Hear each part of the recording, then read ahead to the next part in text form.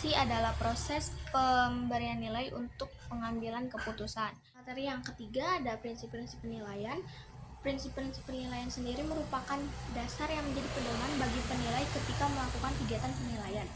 Prinsip-prinsip penilaian yang saya tulis di paper menjadi 8 prinsip penilaian dalam pembelajaran. Yang pertama ada berorientasi pada pencapaian kompetensi, di mana penilaian yang dilakukan harus berfungsi untuk mengukur ketercapaian siswa dalam pencapaian kompetensi seperti yang telah ditetapkan dalam kurikulum. Yang kedua ada validasi. Ada valid, mengukur apa yang seharusnya diukur. Jadi penilai tersebut tidak boleh asal mengukur di luar kemampuan siswa tersebut.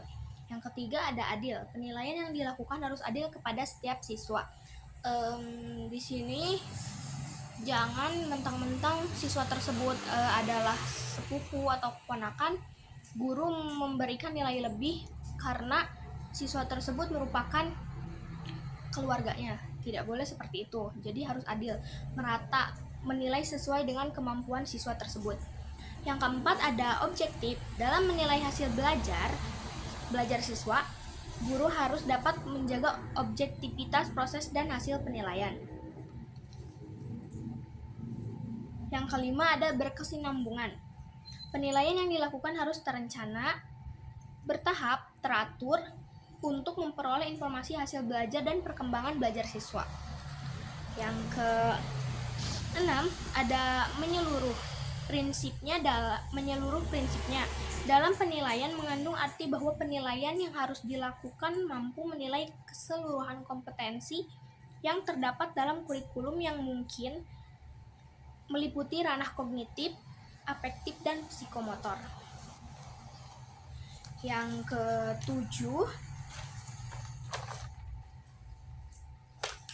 ketujuh ada terbuka. Kriteria penilaian harus terbuka bagi berbagai kalangan sehingga keputusan hasil belajar siswa jelas dan tidak berbagi-bagi pihak yang berkepentingan.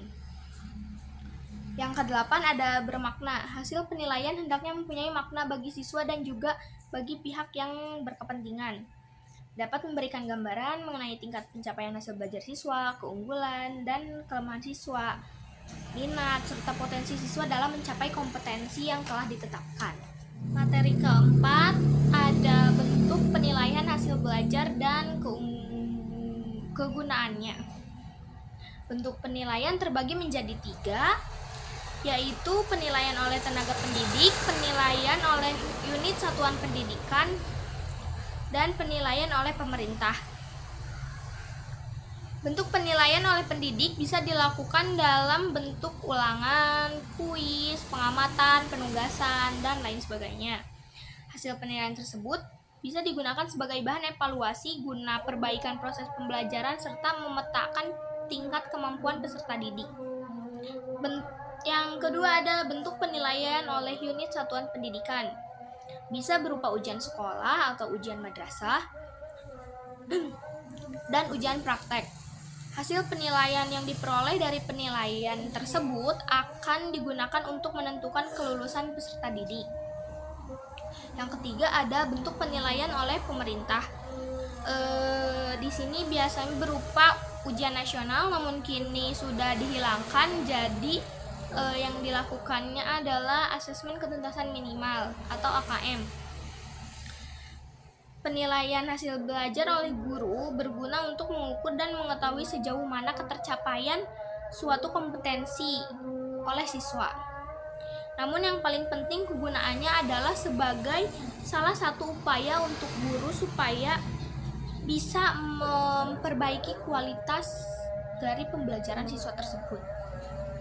Penilaian bagi siswa juga berguna untuk menyiapkan laporan kemajuan belajar siswa pada penilaian yang telah ditetapkan. Seperti penilaian tengah semester, penilaian akhir semester, dan kenaikan kelas. Di sini di paper yang saya tulis, bentuk penilaian hasil belajar dan kegunaannya itu Terdapat juga dalam penilaian sikap, pengetahuan, keterampilan, pengelolaan nilai, alur rangkaian penilaian. Ada manfaat standar penilaian, yaitu pendidik bisa memantau perkembangan peserta didik, baik dari aspek sikap, pengetahuan, maupun keterampilan. Aspek sikap bertujuan untuk mendapatkan informasi deskriptif tentang sikap atau perilaku peserta didik. Aspek pengetahuan bertujuan untuk mengukur tingkat penguasaan peserta didik terhadap pengetahuan yang diberikan. Aspek keterampilan bertujuan untuk mengukur kemampuan peserta didik dalam mengimplementasikan pengetahuan yang diperolehnya dalam memecahkan suatu masalah. Materi yang kelima adalah teknik-teknik penilaian.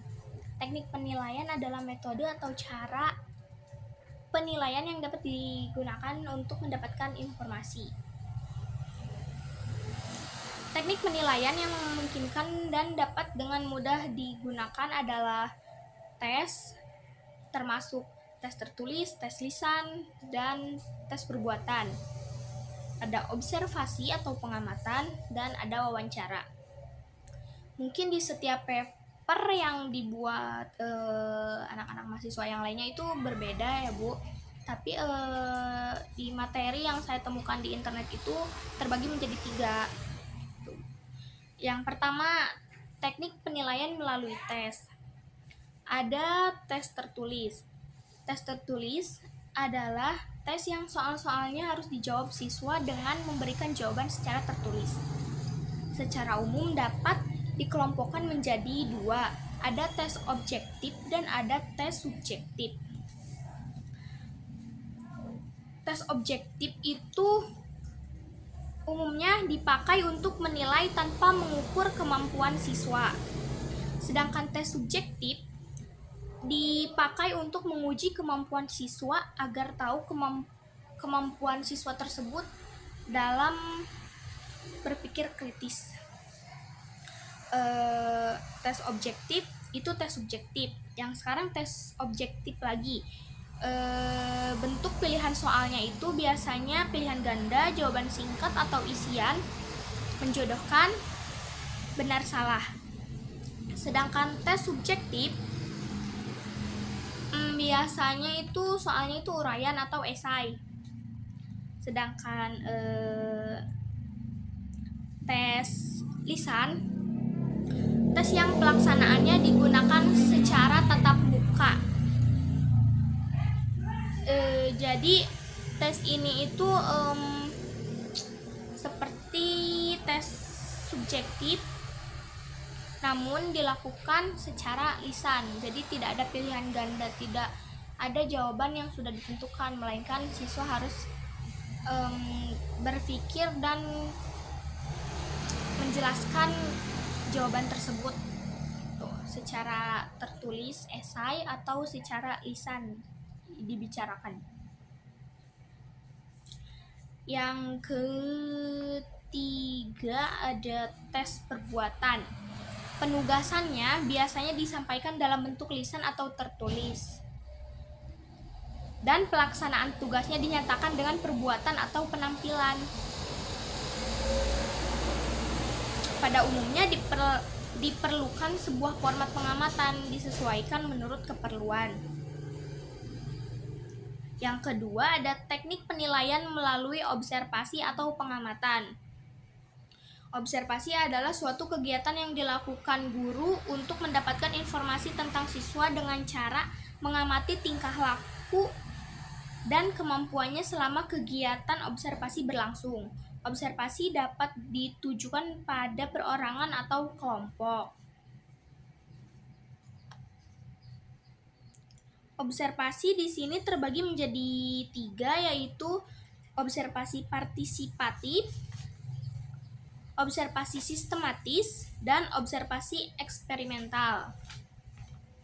Yang ketiga ada teknik penilaian melalui wawancara, bertujuan mengungkapkan atau mengejar lebih lanjut tentang hal-hal yang dirasa guru kurang jelas informasinya.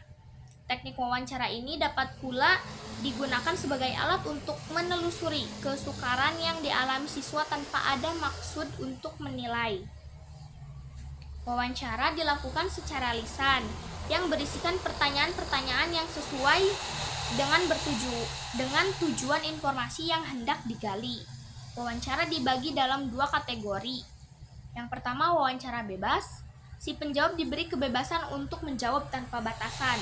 Sedangkan yang kedua, wawancara terpimpin oleh pewawancara yang telah menyiapkan pertanyaan-pertanyaan agar si penjawab menjawab pada informasi yang ditentukan saja, yang diperlukan saja. Materi yang keenam adalah mekanisme penilaian. Namun di sini saya menulisnya langsung ke mekanisme penilaian oleh guru.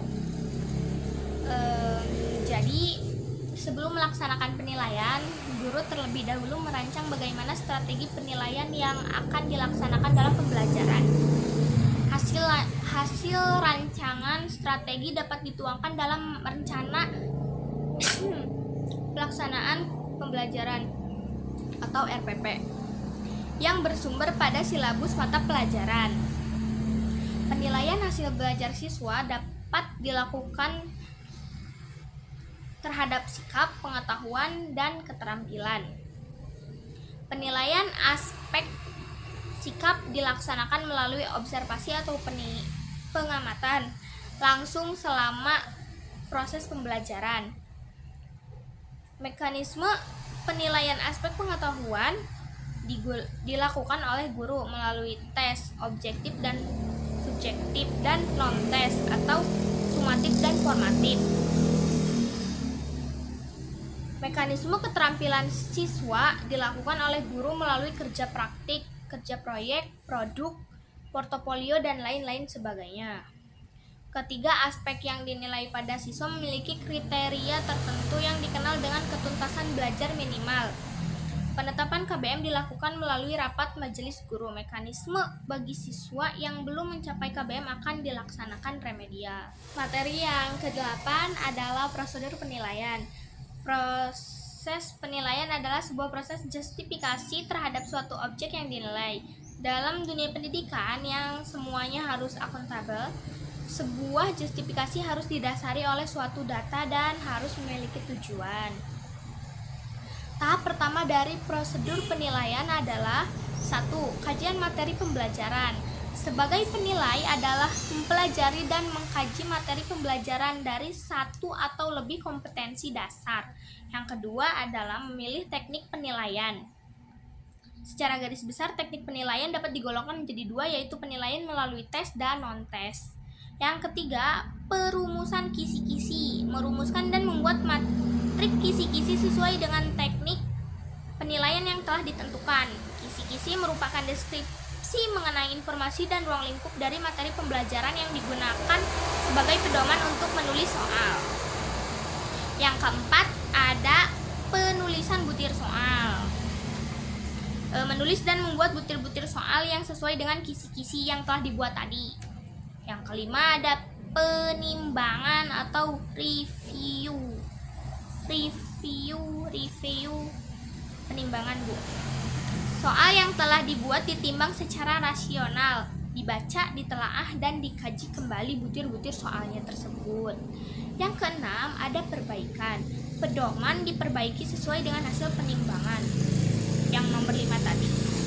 Setelah ditimbang, dikira-kiranya ada soal yang kurang sesuai dengan kisi-kisi, akan dilakukan perbaikan, sehingga dibuat kembalilah soal yang sesuai dengan kisi-kisi tersebut.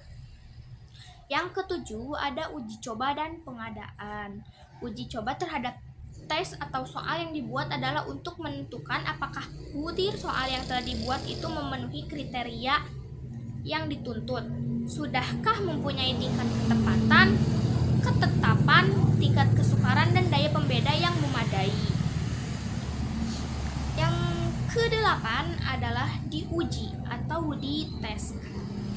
Setelah tes dan non-tes memenuhi persyaratan, sudah tentu perangkat alat diorganisasikan. Disusun berdasarkan pada bentuk-bentuk atau model-model soal bagi perangkat tes. Dan untuk perangkat non-tes digandakan kemudian siap untuk diujikan. Yang kesembilan adalah pemberian skor. Lembar peserta didik dikumpulkan yang sudah diuji tadi lalu dikumpulkan sehingga pendidik dapat memberikan skor sesuai dengan kunci jawaban sehingga diperoleh skor setiap peserta didiknya. Yang ke-10 ada putusan. Setelah pengelolaan sampai pada menafsirkan, guru memperoleh putusan akhir dari kegiatan penilaian. Putusan yang diambil diharapkan objektif sesuai dengan aturan. Materi yang ke-8 adalah instrumen penilaian rubrik penskoran. Di sini saya mohon maaf Ibu sebelumnya karena menulis papernya itu hanya berdasarkan menurut ahli. Saya juga hanya menulis pengertiannya saja. Yang pertama, instrumen penilaian adalah alat yang digunakan untuk melakukan penilaian atau evaluasi.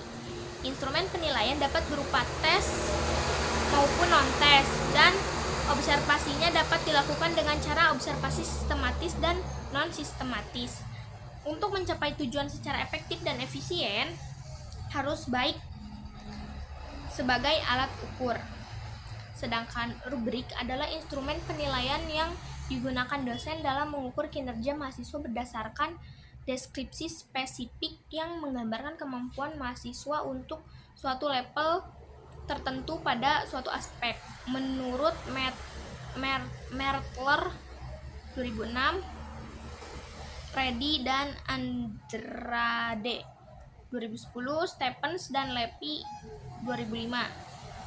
Rubrik yang hanya memiliki 2 level dalam satu aspek dikenal sebagai daftar cek atau checklist. Menurut Mertler 2006, rubrik dapat digunakan pada berbagai metode asesmen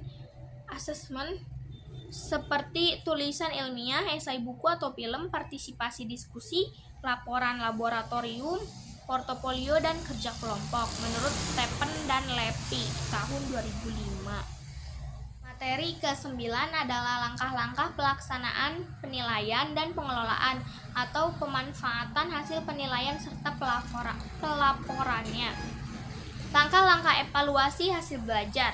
Yang pertama adalah menyusun rencana evaluasi hasil belajar. Kedua, menghimpun data. Ketiga, melakukan verifikasi data. Yang keempat, mengolah dan menganalisis data. Yang kelima, memberikan interpretasi dan menarik kesimpulan. Yang keenam, tindak lanjut hasil evaluasi. Yang ketujuh, teknik tes dan tes objektif. Yang kedelapan adalah tes objektif. Dari beberapa pendapat para ahli di atas dapat disimpulkan bahwa pelaporan hasil evaluasi adalah suatu yang dilakukan untuk menentukan hasil akhir dari proses pembelajaran agar kita bisa tahu sejauh mana peningkatan siswa tersebut dalam kegiatan belajar. Adapun metode yang dipakai dalam kajian ini adalah metode kajian pustaka. Berdasarkan pengolahan hasil penilaian, pendidikan membuat laporan hasil penilaian. Hasil penilaian dapat berupa rekap nilai peserta didik,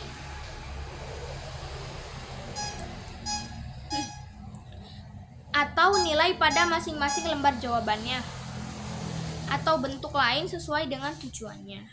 Rekap nilai atau lembar jawaban sangat diperlukan bagi peserta didik untuk mengetahui materi yang sudah dikuasai dan materi yang belum dikuasainya. Berdasarkan hasil penilaian, kita dapat menentukan langkah atau upaya yang harus dilakukan dalam meningkatkan kualitas, proses, dan hasil belajar oleh pendidik, satuan pendidikan, orang tua, peserta didik, maupun pemerintah. Yang ke-10 adalah PAP atau penilaian acuan patokan dan PAN penilaian acuan norma. PAP adalah pendekatan penilaian yang membandingkan hasil pengukuran terhadap mahasiswa atau peserta didik dengan patokan batas lulus. yang ditetapkan dari masing-masing bidang kuliah atau mata pendidikan. Sedangkan PAN adalah untuk menafsirkan hasil tes sumatif.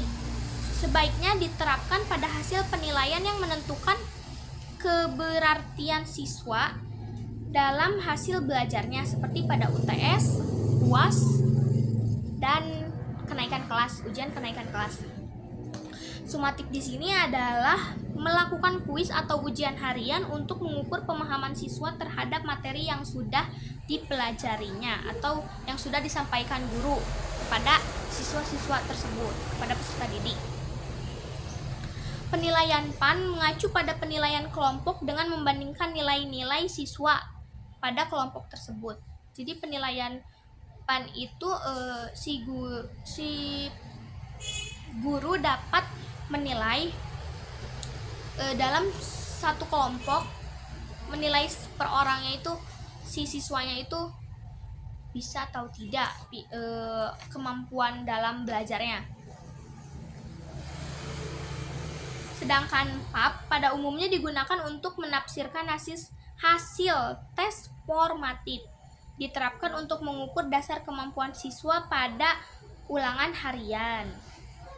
Formatif di sini adalah memberikan tugas berupa proyek kepada siswa, baik secara individu maupun kelompok. Setelah tugas tersebut beres, guru memberikan nilai atau tanggapan atau memberikan perbaikan dan saran, sehingga siswa tersebut dapat memperbaiki kembali tugas yang telah dikerjakannya.